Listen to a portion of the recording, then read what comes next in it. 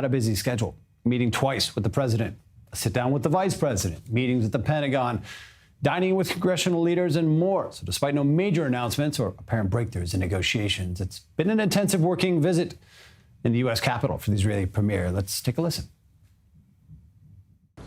נפגשתי אתמול עם משפחות של חטופים שהזמנתי אותם, גם של חטופים חללים וגם חטופים חיים. הזמנתי אותם כאן כדי שיהיו במעמד be at the event of the end of the visit, but not the end of their plight. We are determined to bring back everyone. We're trying to reach a release of half of the living and dead hostages for a temporary 60-day ceasefire. At the beginning of this ceasefire, we will enter negotiations for a permanent end to the war. Permanent ceasefire. In order to achieve that, this needs to take place under the minimal demands that we have placed. Hamas, disarm, Gaza, demilitarized, no more military units for Hamas. These are our core issues. If this can be achieved through negotiations, that is great. If not, that cannot be achieved in 60-day negotiations. We will achieve that through the might of the IDF. Jumping out to Washington with our senior U.S. correspondent, Mike Wagenheim. Mike, just to quickly follow, we can talk more about the prime minister's schedule in a moment, what he's been up to. But to follow up on this quote that we're just running here, is he's talking about certain conditions, about continuing the fight, about this not a temporary ceasefire.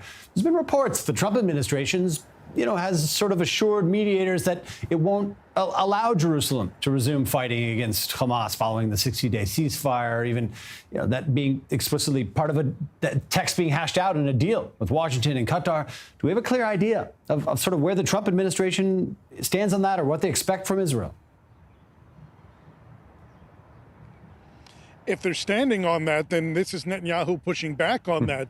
He's insistent in this brief statement that he just released, comparing it to the Iran situation. Hey, you got 60 days, day 61.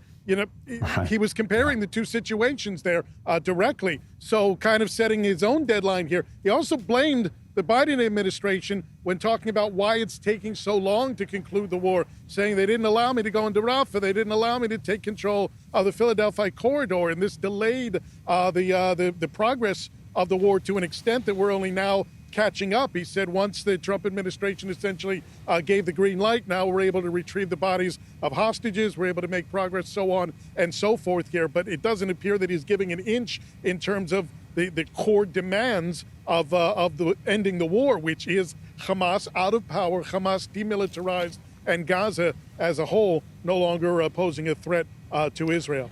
Now, Mike, it's been a very busy week for the Prime Minister. I mean, he's canvassed D.C. and met with from the White House administration, the Pentagon. Today, he attended a special memorial service in D.C. Tell us about that. Yeah, we're right outside the Israeli embassy here in Washington, where the Prime Minister left here about 45 minutes ago, departing from a memorial ceremony for the two murdered Israeli embassy staffers from the Capitol Jewish Museum attack, 30-year-old Laron Lisinski, a dual national of Germany and Israel, and a 26-year-old Sarah Milgram. Certainly a somber ceremony. There was a private dedication of a bench and a tree outside here in the courtyard following Prime Minister Netanyahu's speech today.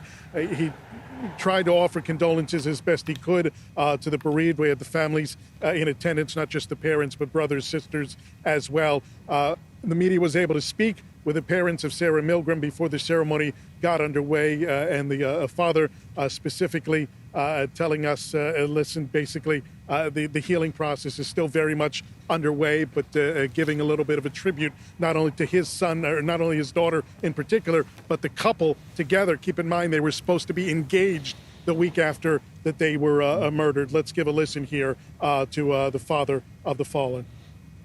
Well, when Sarah first told us about Yaron, when she met him early on, this is even before the relationship had really blossomed. This was soon after she started working at the embassy.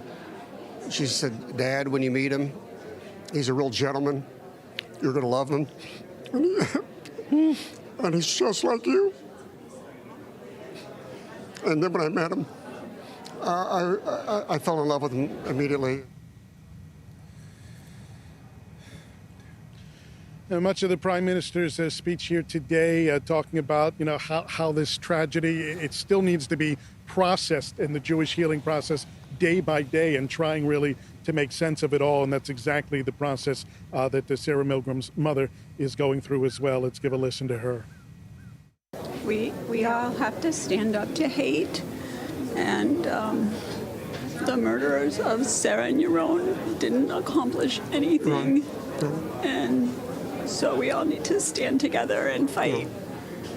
Fight for there to be peace amongst everyone.